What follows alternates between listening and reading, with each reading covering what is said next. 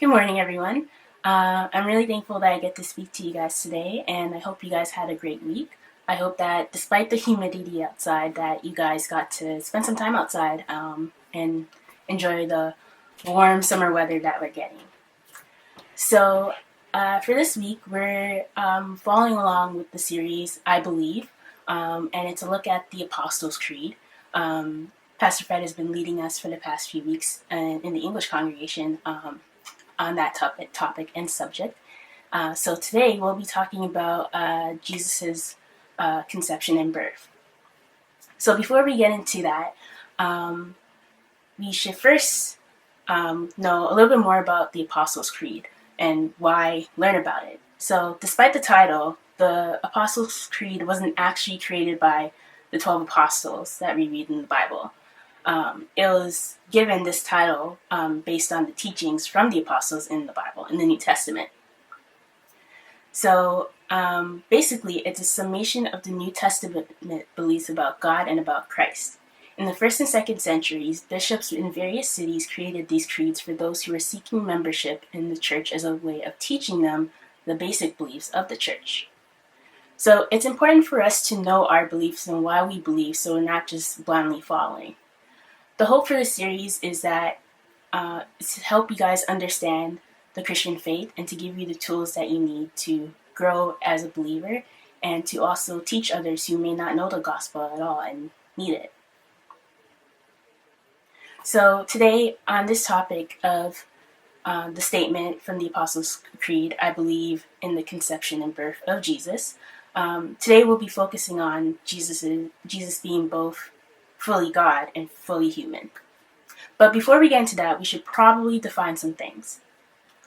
So we're focusing on conception and birth, so it's best that we spend a few seconds defining that. So conception can mean either the birth of a human by pregnancy or the beginning of something.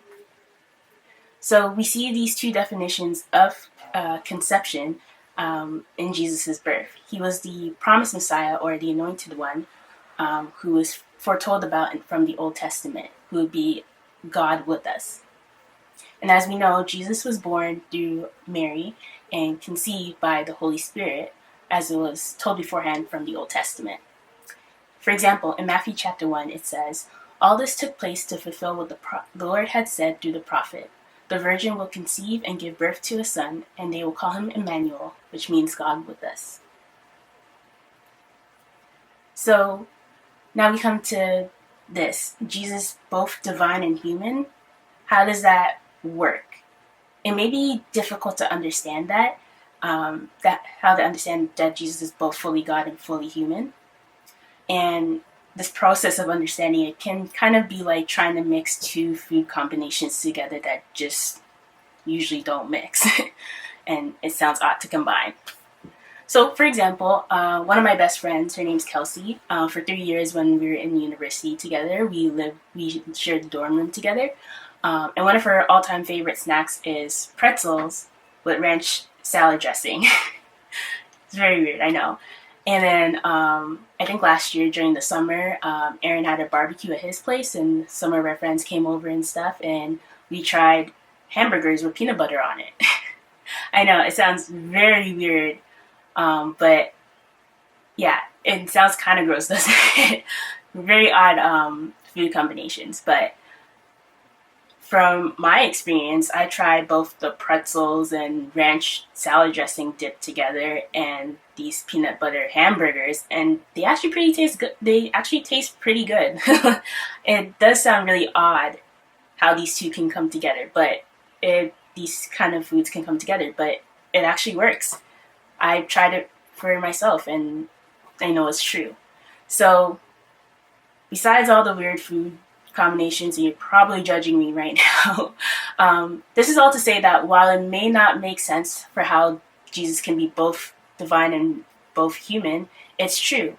And we have that evidence in the Bible. So, if you are trying to understand this concept, well, not even concept, but if you're trying to understand this, I just want you to know you're not alone in this, and even fellow brothers and sisters from years and centuries ago struggled with this too. And as they try to understand or grasp both Jesus' divineness and humanity, some people ended up either just believing that he's just a human being, like a moral teacher, while some other people went to the other extreme and just said, no, he's just fully God, like he's not human at all. But the thing is, the Bible teaches us that. And when we try to veer off or try on our own strength or our own merit to like figure out these two things, it can lead to us to falling for false beliefs or heresies. So this is why we have the Apostles' Creed, to help us as believers to stand firm in the faith and to know what we believe and be united along with our fellow brothers and sisters who also believe. So now we'll turn to our main passage for today and explore a little bit more and see both Jesus' humanness and divinity.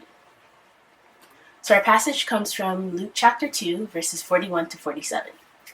Every year, Jesus' parents went to Jerusalem for the festival of the Passover. When he was 12 years old, they went up to the festival, according to the custom. After the festival was over, while his parents were returning home, the boy Jesus stayed behind in Jerusalem, but they were unaware of it. Thinking he was in their company, they traveled on for a day. Then they began looking for him among their relatives and friends. When they did not find him, they went back to Jerusalem to look for him. After 3 days, they found him in the temple courts, sitting among the teachers, listening to them and asking questions. Everyone who heard him was amazed at his understanding and his answers. Pretty interesting story, right?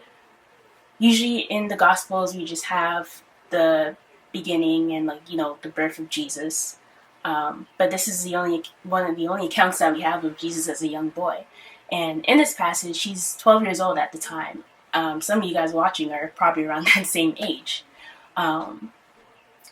So from here we see Jesus as a human. He was in the temple listening to the teachers around there and listening to them and asking them questions and engaging with them. Some of you guys may have younger siblings or, younger relatives. And you know how as kids are growing up, they're trying to learn more about the world and they always ask questions. And then even after when you give them an answer, they're just like, okay, but why this? Why that? And it can get annoying, right? But we see here that Jesus, as a human being, growing up as a boy in the world and being curious in some sense and asking questions and talking to the teachers in the temple.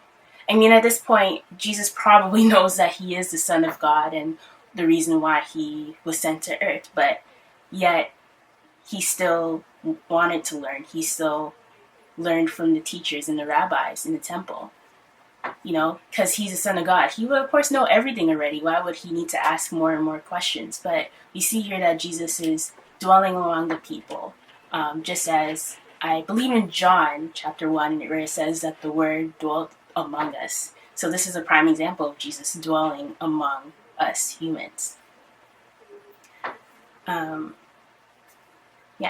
And the cool thing about this too is that Jesus interacts with us. Like, he's not just a divine being that's just like observing us from way up high and not being really involved with our lives. As we see throughout the Gospels, Jesus is interacting with those who are rich, those who are poor, those who are sick. So this shows that God really cares for us, and that like other gods from other religions, they don't do what Jesus has done for us. They don't really engage with the people that believe. So this is what sets our God apart from other gods of other religions. And then we see Jesus' divineness. So it mentions very briefly in this passage that that the teachers were amazed by Jesus' responses to them and his understanding. And we don't have word for word what he said, but later on in the Gospels, we also see when Jesus is going around teaching and he starts his ministry, that people can see that he speaks with authority. So people can already see that he stands out. And the reason why, because as I said before, Jesus is fully God. He's the Son of God, and it's shown obviously in this story and in the way he interacts and teaches and has compassion and shows love to those around him. And as of this, there is a purpose for people to see God's glory and for people to come to the Father through Jesus. And Jesus, both being human and divine, even leads people for their eyes to be open and realize that Jesus is the Son of God. For example, in the Gospels, at one point, Jesus asked his disciples, "Who do you think I am?" And Peter says, "You're the Messiah." So he was able to see that. So Jesus' special access to God means that Jesus is not merely a human prophet or a great teacher, but he is the one who proclaims and brings the way of God. As a son, he is more than a religious figure. He's unique. At times, his ways are unusual, but that is a sign of his authority. So we'll look at another passage briefly to see that shows that Jesus is both human and divine. So some of you guys may know this chapter. This is in John chapter 11, and this is about Lazarus. At this point in this chapter, Lazarus falls ill, and Jesus hears about it. But as he's on his way to Lazarus and to Mary and Martha, his sisters, he passes away. So this passage is another example of Jesus' humanity and his divineness. So let's read. When Mary reached the place where Jesus was and saw him, she fell at his feet and said, "Lord, if you had been here, my brother would have not died." When Jesus saw her weeping, and the Jews who had come along her also weeping, he was deeply moved in spirit and troubled. "Where have you laid him?" he asked. "Come and see, Lord," they replied. Jesus wept. I'll read that again. Jesus wept. This section of the passage shows that just as us humans, we get upset about things, Jesus also becomes upset. And at first glance, it looks like Jesus is weeping along with the people around them who are mourning the loss of Lazarus. And the people around him thought that they were weeping, he was weeping just like they were. But in reality, his weeping is for a different reason. Because Jesus already knows that he's gonna raise Lazarus from the dead, and that he's just merely sleeping. But everyone else around him don't believe, and Jesus has said beforehand that he's the resurrection and the life. So Jesus was weeping in the sense of because of the sorrow that came from the lack of faith from those around him and from those who journeyed pretty close with him, like Mary and Martha were really close with Jesus. Yeah, so Jesus was upset and was weeping because of their lack of faith and their lack of belief in him. And lack of belief that he can raise Lazarus from the dead. But in the following verses, we see what Jesus said he is, the resurrection and the life, and he's able to raise Lazarus from the dead. So Jesus, once more deeply moved, came to the tomb. It was a cave with a stone laid across the entrance. "Take away the stone," he said. "But Lord," said Martha, the sister of the dead man, "by this time there is a bad odor, for he has been there for 4 days." Then Jesus said, "Did I not tell you that if you believe, you will see the glory of God?" So they took away the stone. Then Jesus looked up and said, "Father, I thank you that you have heard me. I knew that you always hear me, but I say this for the benefit of the people standing here, that they may believe that you sent me." When he said this, Jesus called out in a loud voice, "Lazarus, come out." The dead man came out, his hands and feet wrapped with strips of linen and a cloth around his face. Jesus said to them, Take off the grave clothes and let him go." So from here we see Jesus' divinity, that he is from God and that he is God. No one else in all of existence has the ability to raise someone from the dead. Have you heard of anyone else being able to do something like this? No, right? So Jesus does this so that people may see and believe that he is from God and that God sent him and that they would see God's glory through this amazing miracle. So we spent a little bit of time of talking about Jesus' humanity and divineness, and I hope that it's starting to make a little bit more sense.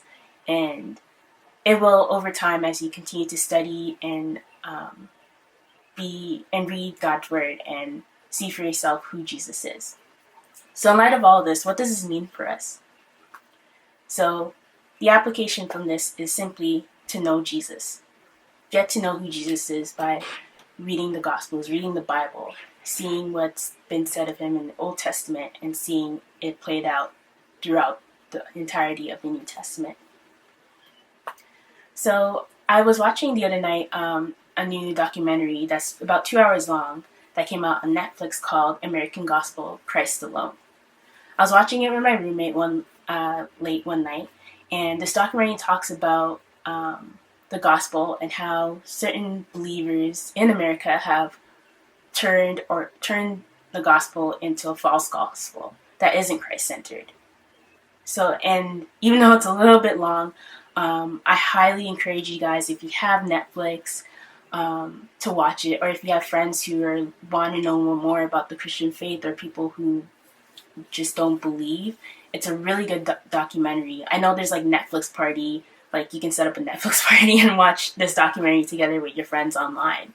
But yeah, I highly recommend it, as it does an amazing job of explaining the Bible, explaining the gospel, and the focus on it being the gospel is about Jesus Christ, and that anything else apart from that is not the true gospel. There's a lot of doctrines out there that don't align with God's word, and that's really problematic, because that can lead people to different paths and even steer them away from the truth of the Bible. So, as believers, it's so important for us to know who Jesus is. He's the one who redeemed us and saved us from our sin. The four Gospels, and by extension the whole Bible, does not give us the option to just view Jesus as a standard human moral teacher. Rather, as a unique son, Jesus has exclusive rights to reveal the way of God, and one either accepts that or rejects that. So we know the best way to understand who Jesus is and to affirm or change our view of him is by reading the Bible. I encourage you guys to spend some time going through the Gospels and learning about who Jesus is, and see for yourself how he is both divine and human, and how he came and took our place and bore our penalty to save us, and so that we can have a restored relationship with the Father through him. So to end this sermon, I want to just leave you guys with a passage that I hope that encourages you and it helps you to stand firm in your faith. So Hebrews chapter 10, verse 22 to 23 says, "Let us draw near to God with a sincere heart and with the full assurance that faith brings, having our hearts sprinkled to cleanse us from a guilty conscience, and having our bodies washed with pure water. Let us hold unswervingly to the hope we professed, for he who promised is faithful." Take care.